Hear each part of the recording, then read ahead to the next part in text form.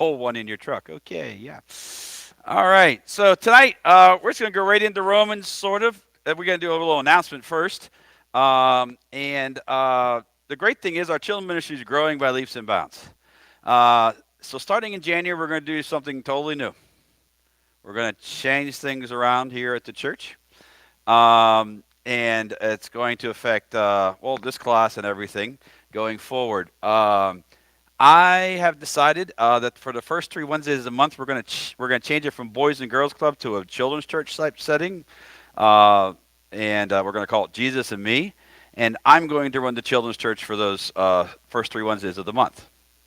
And I was a children's pastor for 21 years. I can handle that, no problem. All that, it just makes things go a lot smoother, a lot more efficient because we need to really grasp on them. And also those we have some older kids that want to come, so we're going to let Zane run a youth group. So he's going to be in here. So for the first 3 Wednesdays of the month, there won't be an adult class. You're welcome to come over and enjoy and have fun with me. I'm pretty good. Some of you've seen me in action before, and I will be doing that all the time. And the fourth Wednesday of the month, we're gonna have an adult service. We're gonna have no band ministry that night. Now, church kids that come, Susie will have them downstairs doing something with them, but there won't be as many kids, and she'll be able to handle that. And we're going to have an adult service that I'm really going to pump up the last Wednesday of each month, and we're going to really pump it up. And I think it'll increase attendance for the adults and everything. So only once a month you'll come out, and we're going to call it Real Life. And what's going to happen is we're going to talk about how to defend the Bible or real life situations. I'm going to have a guest every month with me, and we're going to start out. I have 3 people who are going to rotate through, and we're going to have like a panel every fourth Wednesday. Billy's going to be with me in January, and he'll be the main guy. And then when he can't make it, Greg and my crazy friend Robert will be joining us to do different things. And we're going to pump it up. It's going to be more like a revival night. It'll be a longer night. It'll be more like an hour and a half rather than an hour. And more like a revival type service is what it's going to be, type of thing. That's going to go forward. And then when there's a fifth Wednesday of the month, we're going to be going to Burger King and do our business night. Rather than doing it on a Tuesday and then church on a Wednesday, we're just going to have church at Burger King, and all the money then go to missions. So that's how we'll do that. Now that'll be from 4 to 8, but we'll have a service actually in Burger King from 6 to 7. So that's what we'll do out in the streets, for lack of a better back of a term. So that's going to be the plan for 2023. Just because we have so many kids, and we need to make sure we take care of them. And that's that's my skill. My skill set is the children's pastor. Did it for so long, and then hopefully in the next year or two, as the church grows, we'll be able to hire a full-time children's pastor. Would be the goal. A church that has between 30 and 50 kids usually is hiring a full-time children's pastor. Susie, I love her dearly. Nothing wrong with her, but she also has another job and they do everything. So she's going to focus more on Sundays, and then Wednesday nights just kind of organizing the snack and getting kids on and off the van. I'll do the main job of the teaching time. So that's just, it's good. It's growing pains. It's good growing pains. Now, Romans. We're going to finish chapter 11 tonight, right? I got a couple of nods, yes. A couple of cheesy smiles. All right. Okay. And so we have 5 chapters left to go in Romans. So here's how we're going to solve that. In January, I'm going to be doing twice a month. I'm going to be doing after church, instead of having the cafe anymore. We're going to do a thing called Lunch with the Pastor. You guys, since you're here tonight, get to all kinds of new things coming out. It's going to be coming out in the letter at the end of the month. The first one will be January the 15th. That'll be neat. What happens is you bring a lunch to church with you, and after church we go in the gym and we fellowship. There's no class or anything going on, just a time to have lunch with the pastor. The first one will be January 15th. Greg will be with us that day, so it'll be lunch with the pastor and friend. Half the gym, we'll put our curtains up. The kids can go play on the other side, and we can have talk and whatever's going on. Just a time to fellowship, and like Acts 2:42 says, have fellowship, doctrine, and praise and worship. So all those things will be added in. So instead of in that way, if someone wants to stay, now what I'll do is church will end. I'll be a half hour till we start the lunch of the pastor. So you can bring a bag lunch, put it in the refrigerator. We got microwaves, or people can run out to McDonald's or something, come back and then join us. It'll be basically I'll be there till about 1:30 every Sunday on those 2 Sundays. The middle Sunday of the month, anybody who wants to finish Romans, we'll have a special lunch with the pastor where we can either have lunch here or go somewhere and finish and we'll do it once a month and finish. And my goal will be to do a chapter a month. No, we'll just meet till we're done with that chapter that day. That'll be the goal. Okay, well, it's not impossible, and so we'll still finish. Well, we're just going to redo where we're going to put the Romans class, so we'll finish that. And if it goes well, maybe we'll do the book and do it that way. But that's going to help us facilitate the growth of the church in a more efficient a manner going forward. It's not that we want to discount this class, but there is a need in that area, and we don't want to turn any kids away, but we don't really have that staff person who's experienced enough to handle that big of a crowd.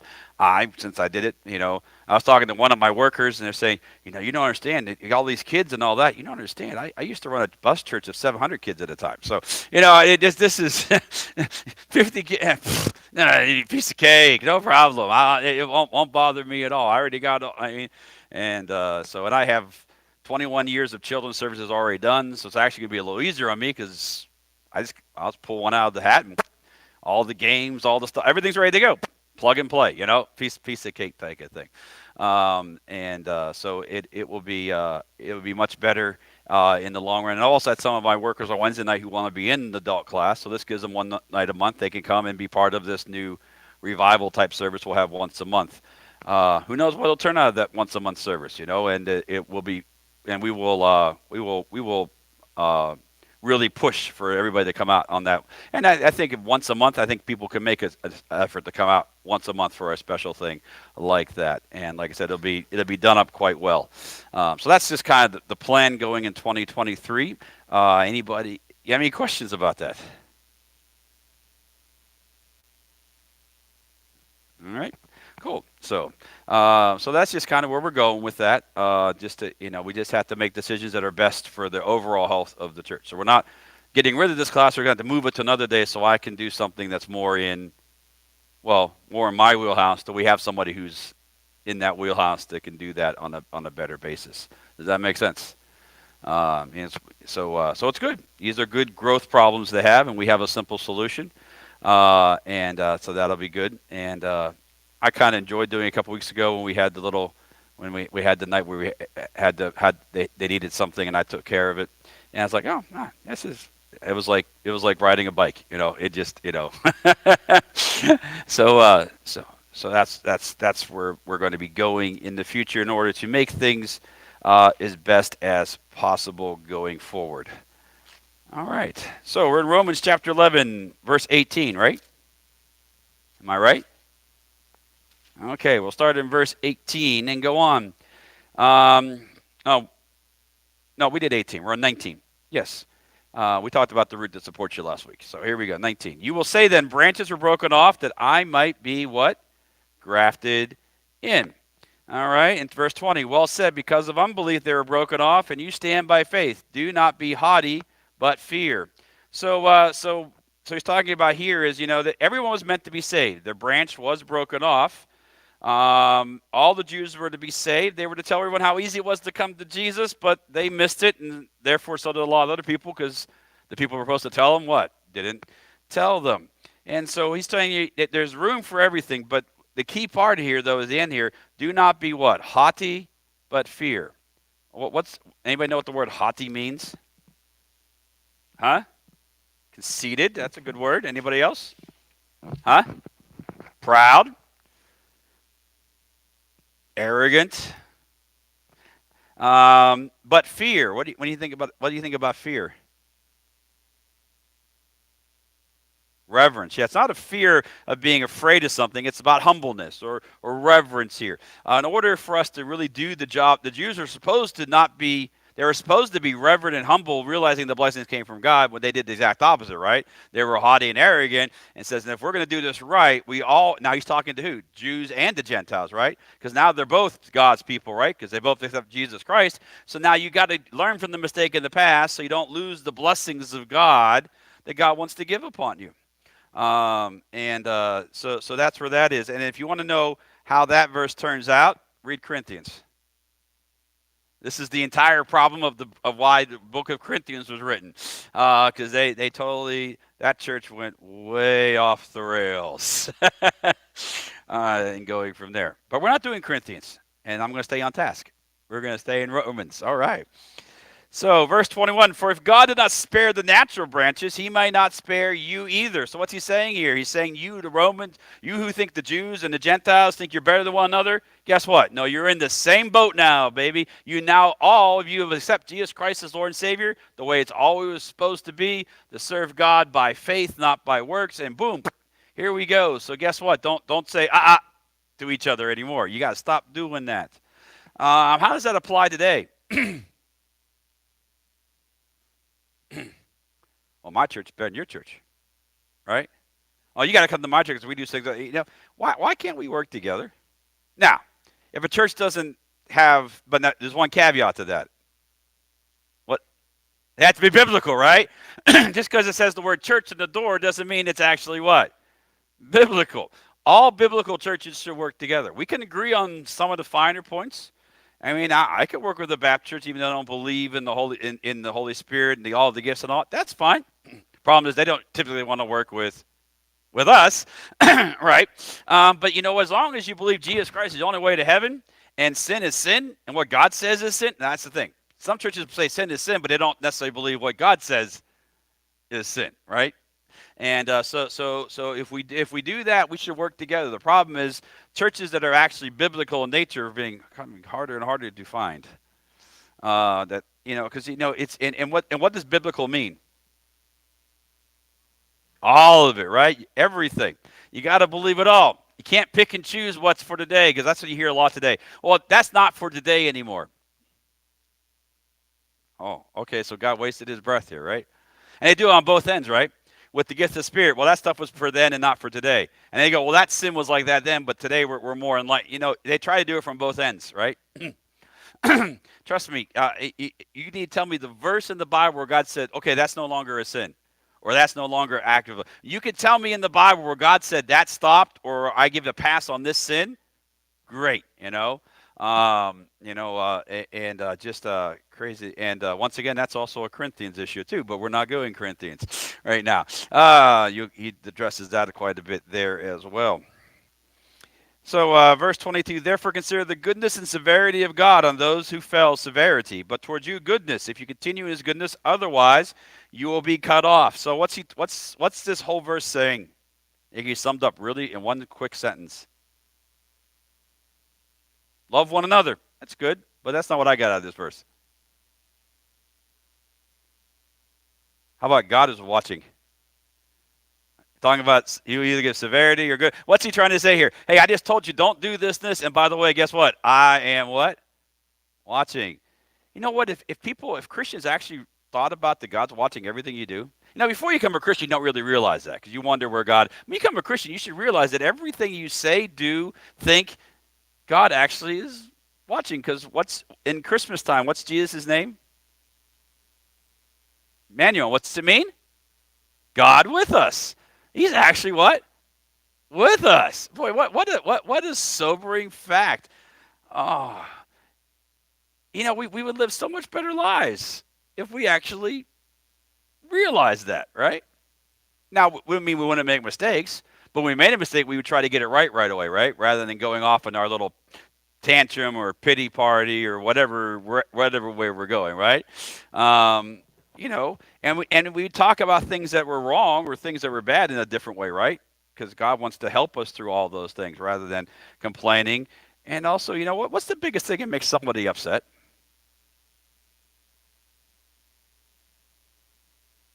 No.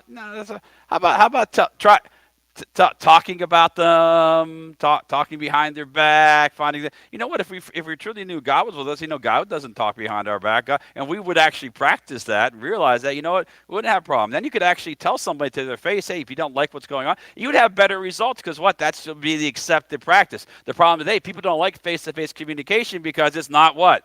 The accepted way of doing things. We much rather go hide in the corner and type online or send you a letter or whatever. Yeah, people do send letters. I get them every once in a while. It's interesting, Yeah. Actually, I every year around vacation Bible school time, I get an anonymous letter, postmarked from Johnstown. Doesn't have a return address on it. and it says, you shouldn't do VBS, and these are all the reasons why you shouldn't do it because it's really not doing God. I'm like, okay, but here's the thing. If you're going to send a letter like that to me, here's what I do. You can't put your name on it. I say you're a coward, right? You are an absolute coward. Which means if you can't put your name on something, if you're talking about Jesus and you're not willing to put your name on it, then you really don't believe what you're saying. Does that make sense? Because if you really believe what you're saying, you shouldn't worry about if someone could come back at you and have a different point of view, right? Yeah. So could be. Now, it's probably somebody from some church who has some weird idea of things. I've gotten letters before about how the King James Bible is the only Bible to read. And I'm like, oh. They don't want to put it. They don't put their name on that one either. And I'm like, oh, gosh. I mean, man, I don't realize the King James Bible is not the King James of 1611, folks. It's the 4th edition. You couldn't read the 1611 version of the King James Bible if you tried. There ain't no way in the world you could read that thing. But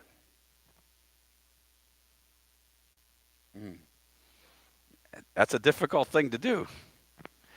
Okay, so we go on. Like you go to school and you read Shakespeare and all those people. Those aren't his original words. That's our translation of it. He wrote in English, but we still have to translate it. And so we can read it today. Doesn't that, think about it. You got to think about it. He wrote in English, but you can't read Shakespeare's original English. You couldn't. Some of those words don't even exist. So how would you know what they were? So we've had to translate it. All right. What verse are we on? I'm lost. 23. And they also, if they do not continue in unbelief, will be grafted in, for God's able to graft them in again. Who's he referring to here? Yeah, but who in particular? The Jews, yes. Meaning that, guess what? You guys blow it.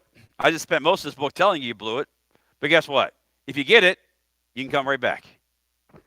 Now, isn't that great? Now, how's that translated today? How many people go, well, I went to church for a while, but then I blew it, and I don't think I'll be accepted again. Well, that's a lie from the devil, isn't it? You will always be accepted. Now, your actions might need a little bit of work, right? But we all tweaking, yep. Do most of us need tweaked in our actions? I believe that's it. Nope, I don't believe that at all. I believe everybody does. The problem with most, when you say most need tweaked, means some don't need tweaked. I don't think there's anybody that doesn't need tweaked. That's why every day I spend an hour with the Lord and reading the Bible and I come in here. Why? Because that's I give God the opportunity to tweak what's going on. Huh? What? Gibbs slap? Oh, from Gibbs, from the NCIS. I get it now. Yes, NCIS. Yes, Gibbs slap. But see, by doing it every day, I rarely get the Gibbs slap. Because see, if you allow God to tweak you all the time, you stay loose enough that He can turn things and it doesn't hurt as much. It's when you don't let God tweak you for a long time, then God has to. It's kind of like if you don't do regular maintenance and then you're trying to get that lug nut off your car and it's now rusted shut, and no matter what you do, you can't get that stupid thing off your car. But what if you actually maintained your car a little bit better? You wouldn't have the frustration. And that happens in Christians' lives too. How much do we allow God? Do we allow God to tweak us? How often are we supposed to let God tweak us? Anybody know? Huh? Yep. And how are we supposed to do that? He does the specific instructions. Yeah. What? Says you're supposed to die to self daily. Every day say, God, okay, I don't want to do whatever. Now that's what the will and all comes. Hey, God, whatever I want to do, I don't care anymore. If you let me do it, great. But if not, I'm willing to do whatever you want to do. Dying to self daily. All right, for 24, for if you're cut out of the olive tree, which is wild by nature, and were grafted contrary to the nature into a cultivated olive tree, how much more will these who were natural branches be grafted into their own olive tree? So here's the thing. Now once again we're still talking about the Jews, right? If they were blessed before, imagine how blessed they can be. What? Now they're in. Now here's the thing. Does God bless someone more than another? No, He treats everyone equally, fairly, right? So the fact is that we can be blessed, they can be blessed, and if God wants to bless them so they can reach more people, how much more us who are Christians can also be what? blessed to what? Reach other people. Because, see, what do people get wrong with the word? Why do people not get blessed? Everybody wants God to bless them, right? Hey, God, bless my finances, bless my marriage, bless my children. We pray for a lot of blessings. Bless my car. God, I want your blessings or your favor. We want that, right? Is it okay to want that? Sure, it better be, right? I don't hear anybody saying, God, get me fired today. I don't hear that. I don't hear those prayers, right? God, take all my money away. You don't hear those, right? We don't want to be miserable. We want to be blessed. But people get frustrated because they don't get blessed. Why do people not get as blessed as much? Go ahead, Jason. You might not realize it, but that's not what I'm getting at there. What do you mean? Yeah, God blesses you so you can bless what? Others. Why tell people to get blessed? God bless me, fix this problem. But if you have no intention to share, what's the simplest thing you can do if God blesses you? Share it, right? That's why we do testimonies, right? You should testify at someone. Look what God did for me. Now make it easy, right? You can stand up in the microphone. You can write down a little yellow card, and I'll read it for you, right? But you know what? How many times we think God's not blessing us, and we'll miss him sometimes, like Jason said. But even other thing is, God blesses you so you can what? Bring others to him, to bless others. You're supposed to pass it through, so then God can what? Bless you with more stuff. People pray for a blessing, and they don't realize that I'm going to bless you so you can tell others how great I am. But if you have no intention, because what happens when someone gets blessed? Oh, wow, that's great, God. Or they go, oh, I fixed that. What? How many times do people take the credit for what God actually did? Because they pray for the blessing, and then they think they figured it out themselves. Who do you think gave you the idea how to figure it out? It's not like they're stealing their glory. They absolutely are stealing his glory. And here's the thing. Why a lot of people pray for blessings and say, I don't seem to get any blessings. Here's the question you'd ask them. What are you going to do if you get blessed? And usually the answer is just what happened there. Nothing.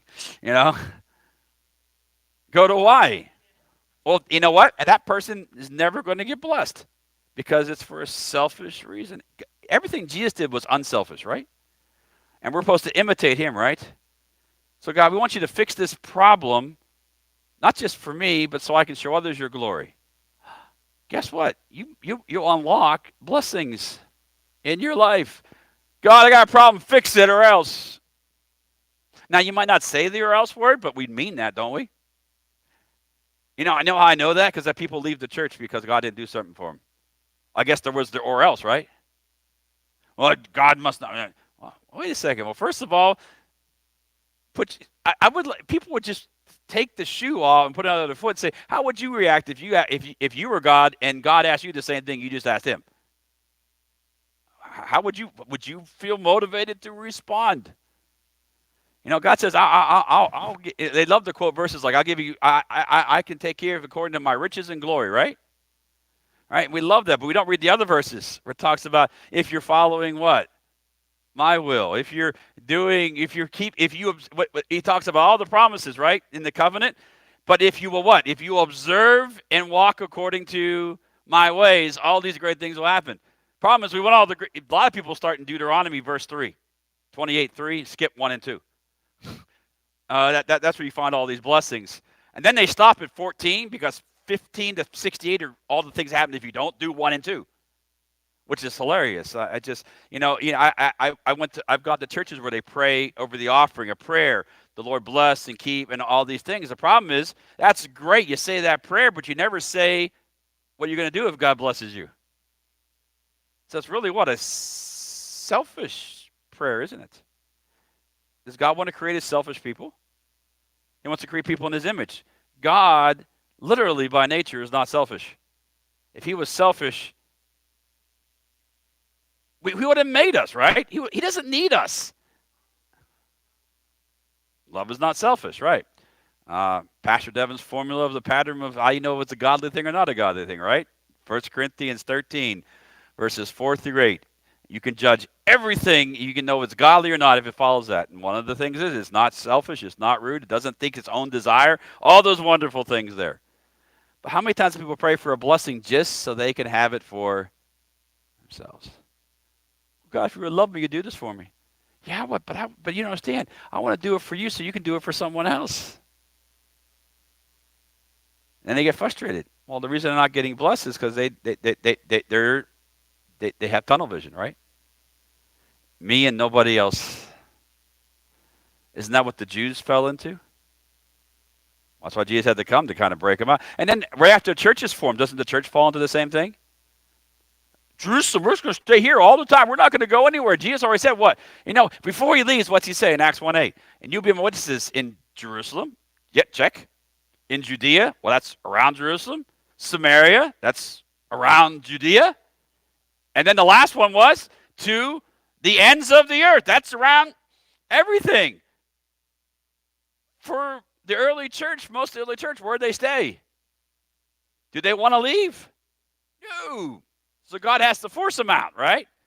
He has a guy named Nero come around and burn it down, and they're spread across all the places. And finally, the gospel starts going different places.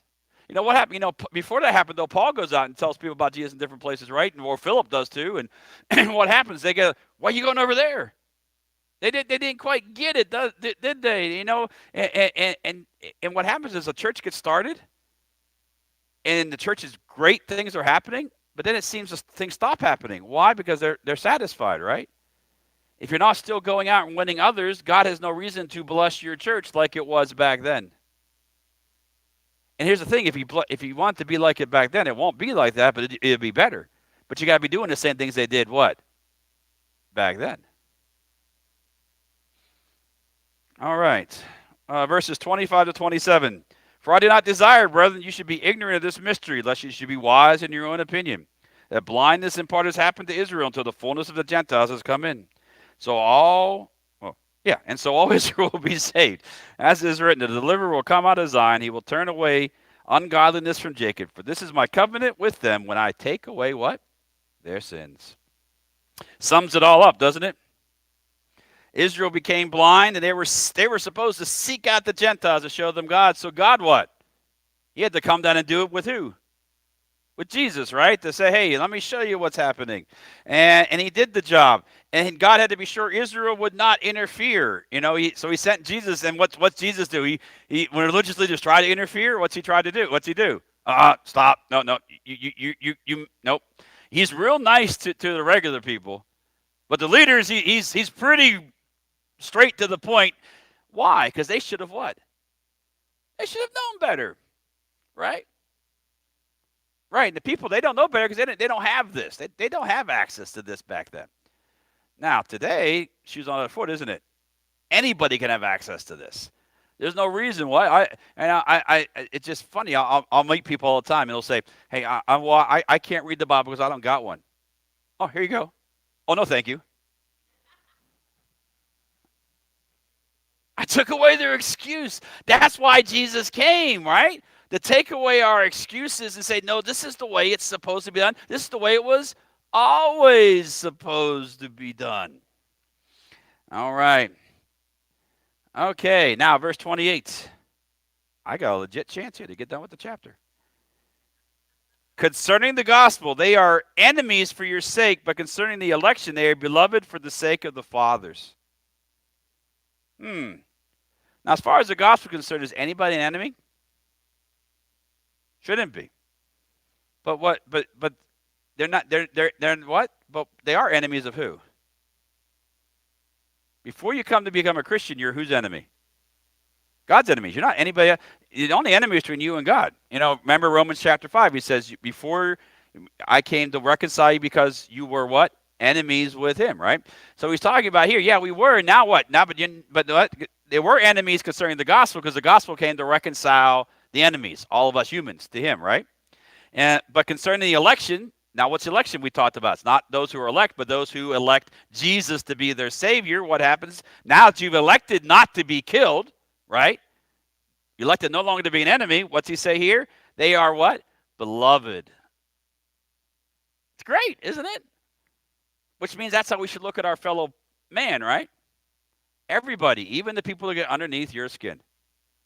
Now, I know nobody in this room has anybody gets underneath their skin, right, Troy? Oh, Troy's just laughing. Okay. Yeah, yeah. Huh? That's all you can do. But God knows us. We're going to have those people in our lives. Trust me. There's some people get under my skin, and then God has to. Then that's when I do get the give slap. You can't. You're the pat. You cannot let someone get under your skin.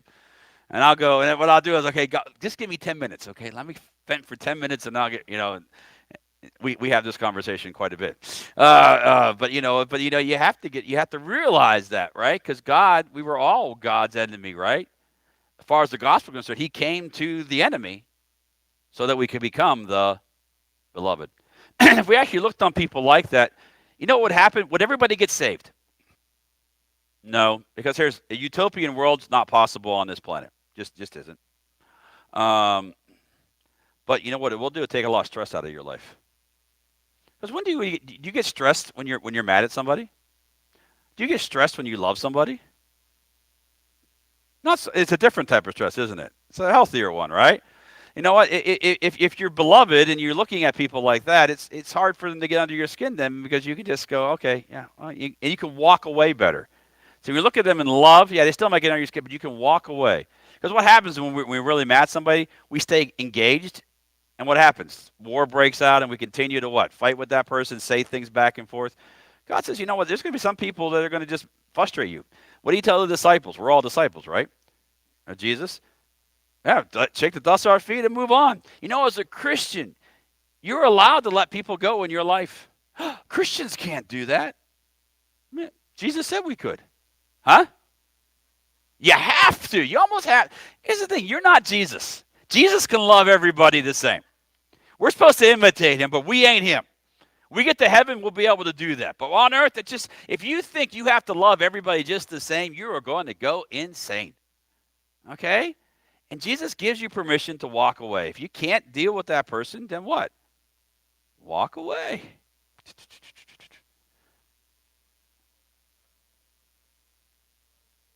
Yeah, there's a thing called block. You don't have to open their post up.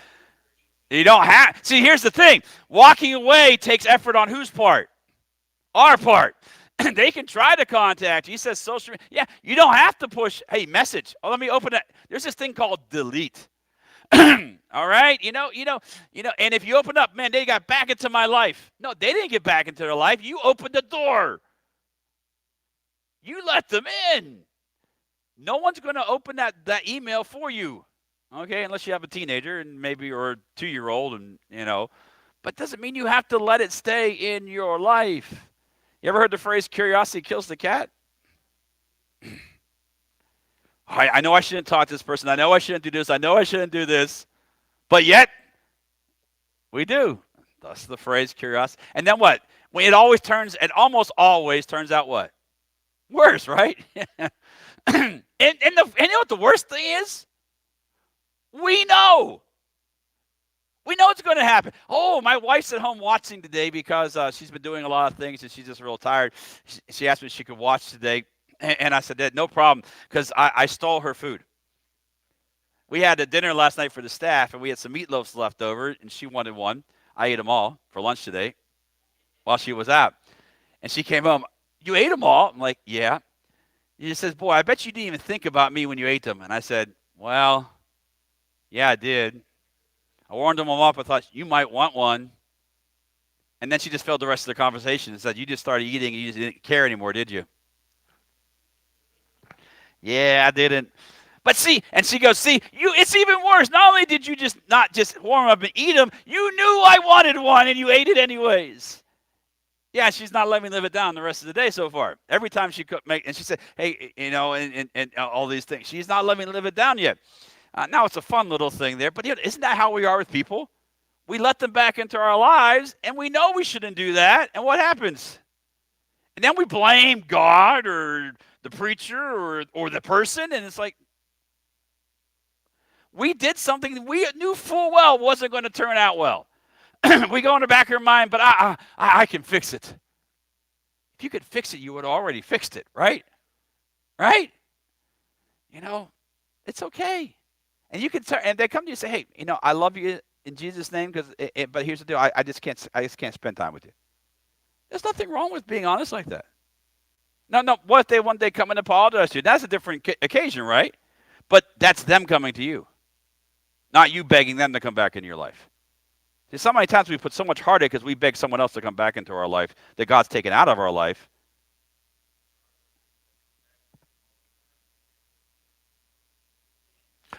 They didn't really mean it. That's why God gives you the gift of discernment. You mean family? I mean, it could be anybody. Some people are very deceiving. But God says if you lack wisdom, you can ask him, right? If you want to know if it's sincere or not, here's how you know if it's sincere or not. Stop right there in the moment and ask God if it's sincere. Here's what I've learned to do. If someone comes to me and apologizes, I'm not sure if they're sincere. Hey, wait a second, I got to ask God about this.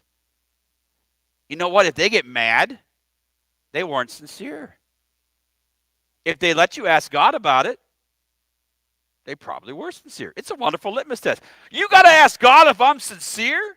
Whoa. If they're really sincere, because if they're really sincere in apologizing, that means they're really sorry for what they did wrong, right? So they should have no problem you asking the expert, God the Father, whether it's sincere or not. If they have a problem with you asking an expert, the expert of all time, then guess what? That's a clue that they weren't sincere in the first place. Because if they're really sorry, they shouldn't have a problem. Because they know they did you wrong. And they're trying to make amends. They should have put this in your foot. If you were in their shoes, wouldn't you want to know for sure if they were sincere? So if you ever have someone in your life and you're wondering about that, that's a great question to ask. Well, not a question to say, hey, thank you for apologizing, but before I accept it, let me ask God if it's okay to accept this.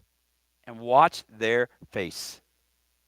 Sometimes they don't have to say a word. You can just see it. You know what? God gives us wonderful wisdom. Hey, that's a free one. No offering tonight. You can have that one for free, okay? All right. Actually, you can have it for every Sunday or whatever. But, think about it. So next time you wonder, apparently, Jason, you've had that happen in your life, right? So next time that happens, that's what you do.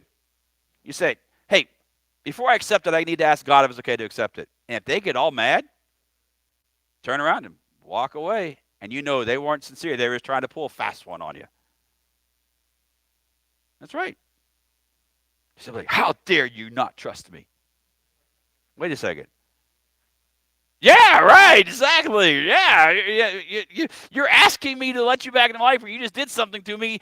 Shouldn't I have a little bit of grace to make sure that this is okay? Because I don't want to get hurt again. Yeah. That's a fun question to ask. Now here's and if they start yelling on. I mean, then you can walk away with a smile on your face, knowing that doesn't affect. Because if you do that, then everything they throw at you really bounces off you, and you really don't have to worry because you already have your what? Because what you want to know. Because if you walk away wondering whether you'll know beyond a shadow of a doubt whether they were sincere or not. You know what? And that's what you want, right? Don't be afraid to ask questions like that. Wonderful thing. God says we can call on him for anything, right? Hey, give me a moment. Let me talk to God about this. What? Jean is laughing her head off. What's going on?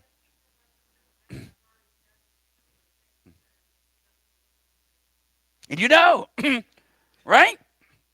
And you know. And when you know, nothing else that comes out of their mouth will affect you because you know where it's coming from. Because until you know, you wonder, well, they say they like me. They say they're okay, but they're still. But once you know that you know, then that colors everything the right way. You're a Bible thumper. Yeah. Huh. You're okay with that because you know where you stand. Why not? God says we can ask him anything, right? Why don't we ask him anything? But why don't we follow that? Why not? Anytime you need an answer, why don't you ask? And the great thing is, well, what if I don't hear from God? Here's the thing: once you ask that question, you'll hear from God by what they say. It's a real simple thing. When I did children's ministry, I told you about doing children's ministry earlier. We had, we'd have all these kids. When I was in Ocean Way, Florida, we'd do this thing, and people would come and want to volunteer. You know how I knew someone was good or not? Ask them one simple question. Hey, were you willing to fill out a background check? If they said yes, I wasn't worried. Because if I'm going to do it, then guess what? But if you say, well, I don't know if I want to do that, well, then I don't even have to go through the process with them. I already know my answer. And I'd have that. I had people come up because we had 100 volunteers, but I'd have more than hundreds of volunteers. Everyone wants to work with kids. Well, would you do this? If they hesitated, I don't think so, right? But once someone, and I do that here today when people come and say, we might not get everything done exactly on time, but if they come to me and say, "Oh yeah, no problem," I don't, that answers that. But someone goes, I'm just like, well, they're questioning, right? Not always is a question. I'll give you one example. I had a guy who was going to drive a van for me and the buses for me in Cumberland, and he hesitated. Now, just because they hesitate doesn't mean you throw them out. This means you better do a little more research. The reason why he hesitated is about when he was younger, he had a speeding ticket, and he thought it would disqualify him from driving the bus. And I told him, man, if everybody had to have a clean driving record, I'd have no bus drivers. Okay? I don't know anybody. I mean, there's people that don't have a clean drive, but especially if you were a non-Christian before you're a Christian. I have a bunch of speeding tickets from earlier in my life, and I was a Christian. Okay, it happens, right? Okay, and he was just worried that his one speeding ticket would disqualify him from driving. I'm like, you got to be kidding me here. So just because they hesitate doesn't mean now hesitation is different than a flat out blah, blah, blah, blah, blah, blah, okay. But if they hesitate, you should do a little digging. It's helpful. It's a good thing to do. All right. Oh, what verse am I on? 29. Thank you. Okay. All right. Oh, one of the most amazing verses. For the gifts and the calling of God are irrevocable. All right. That's an interesting verse. A lot of people like to use that for once saved, always saved. Irrevocable means what? What does irrevocable mean? Can't be taken away. So people say they get saved, they were called by God, they can't be taken away.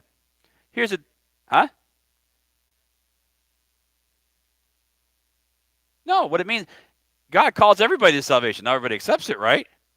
Does God stop calling? To the day you die, he will what? You can't, and irrevocable means you can't stop God from standing. He says in Revelation, I stand at the door and knock. You can't stop him from knocking. He's the ultimate Jehovah's Witness, right? All right, isn't he? Right? But he's actually a real one, right? He is Jehovah. He is Jehovah's Witness, right? But but he'll knock and he'll never get tired of knocking. All right? No matter what you do, he will knock and knock and knock. The problem is, just like anything, eventually you can tune it out, right? But will you tune it out? And his gifts are irrevocable. What's that mean? God created us all uniquely with talents, right? He doesn't take them away. What's an example of that? Let's take music, right? All the musicians of the world, that's a gift from God, isn't it? I mean, go try to write a song. And try, you think about a person that arranges music for all the instruments, say in an orchestra, and figuring out what note goes here, what goes. That is a mind-boggling gift to try to figure that out. I can't imagine somebody writing a piece. I mean, like when Mozart and all these guys would write these scores for hundreds of pieces of every different instrument, every different singer, all these different things. How do you know this is actually going to work and that's going to work and all this type of thing? That's just an absolute what? Gift of God, right? Now the question is, but they can use it for God or not use it for God, right? So the gifts of God God's going to create you. He's going to create you uniquely. He's going to give you talents. The question is, do you use them for God or don't use them for God?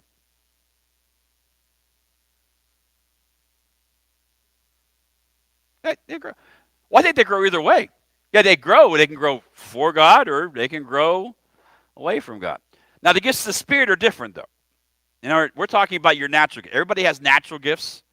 Gifts of the Spirit are not your natural gifts because if they were your natural gifts, they wouldn't be gifts of the Spirit, right? All right, everybody follow me there? I mean, you don't, online, just to explain that little thing, I said it many times before, if you think your natural gift is your God-giving, is your spiritual gift, it isn't your spiritual gift because God, you don't need help to do your natural thing. A spiritual gift is something you can't do on your own, and you need the Spirit to help you. When people take a spiritual gifts test in the back, I look through it, and they go, and I read their tests. I'll read their test and say, okay, usually the top 3 or 4 gifts, I go for like the middle gifts. Like, well, what? But see, these are the ones you need help with to do. The ones that you got a 20 on, you just do naturally. Guess what? That's just who you are. The spiritual gift is something God gives you that adds on to your natural ability to do something beyond you. Okay. All right. Verses 30 and 31.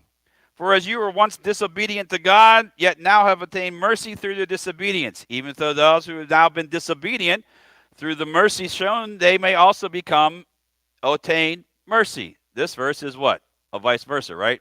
The first verse and the second, it just flip-flopped, right? Their disobedience opened the door for Jesus to come to you directly, but now they can see the mercy of God on us, and what happens, and it changes them, right? So now we see that, those who, were disobedient are now obedient, so you can show those who are being disobedient can come to that. We're trying. Our job is to show them the mercy of God and how He's merciful to all of us, no matter who you are. Because of verse 32, for God has committed them all to disobedience, that He might have mercy on them all. That's an interesting verse. He's committing us all to what? Disobedience. What's He mean by? See, He made us all to be dirty, rotten sinners. Is that what this verse says? Now, some people translate it that way, but that's not what He says here. You want to take a stab what He's saying here? But what's the key word in the verse? Nope. About, wait, where you have that?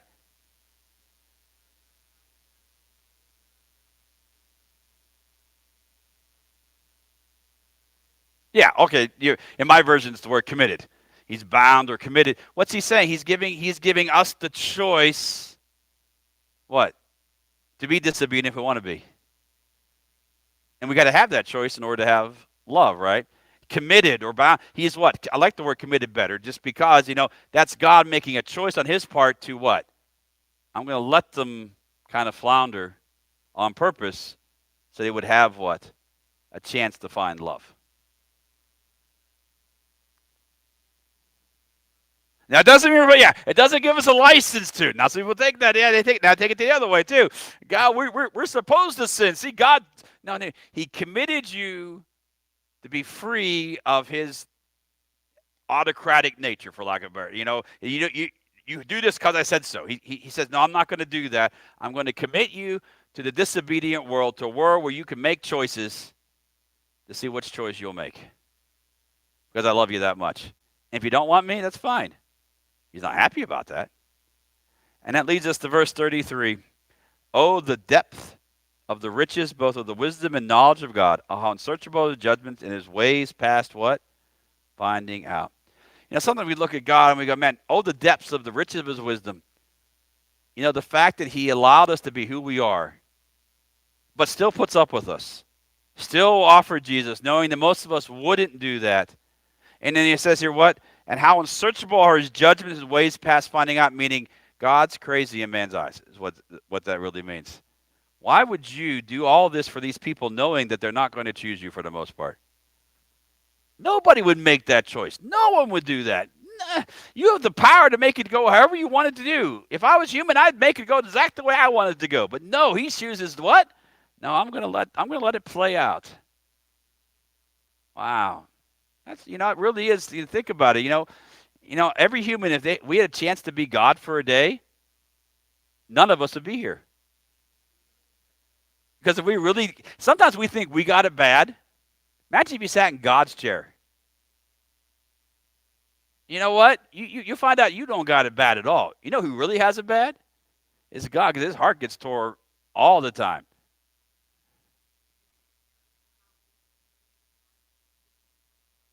Mm-hmm.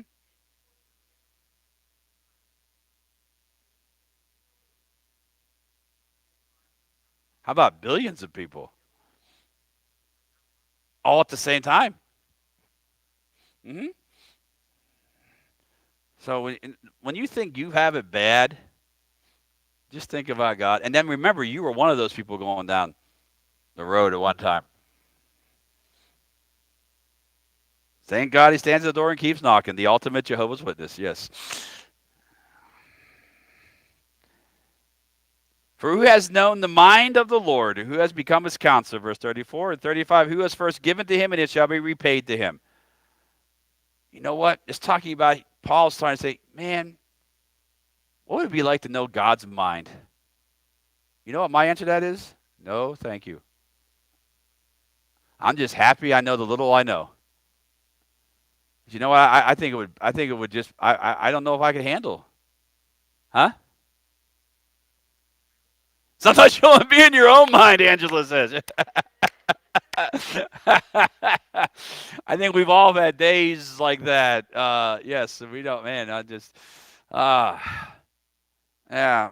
But you know what? Who has known the mind of the Lord? Boy, I don't ever. And we're going to get to heaven. We're going to be here from. You know why heaven's forever? It's going to take us that long just to really get to know Him.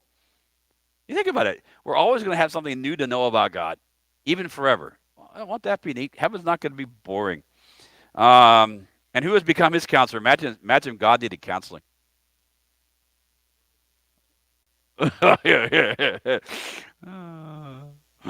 Oh man, yeah, that's that. Oof. All right. I have nothing wrong with the counseling profession, but did you know the majority of counselors have their own counseling sessions with another counselor? Under why? They deal with a lot, don't they? So just imagine all God deals with. But he doesn't need a counselor.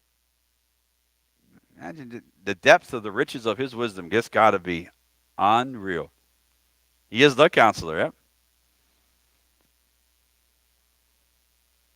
Yep. Yep. Mm-hmm. This is the ultimate thing where God says, the buck stops with me. Right? I am the answer. And then the 35 is interesting. Who has first given him, it shall be repaid to him. You know what? No one could ever first give to him because God made us, right? God made the world. Everything's his. How many times have you ever heard somebody, well, I've given God enough? Boy. Tell them Romans chapter 11, verse 35, and see what God thinks about that statement. Oh, I've done enough for the Lord. I've given enough. Oh, I've given too much. I've heard that phrase in my lifetime. I'm like,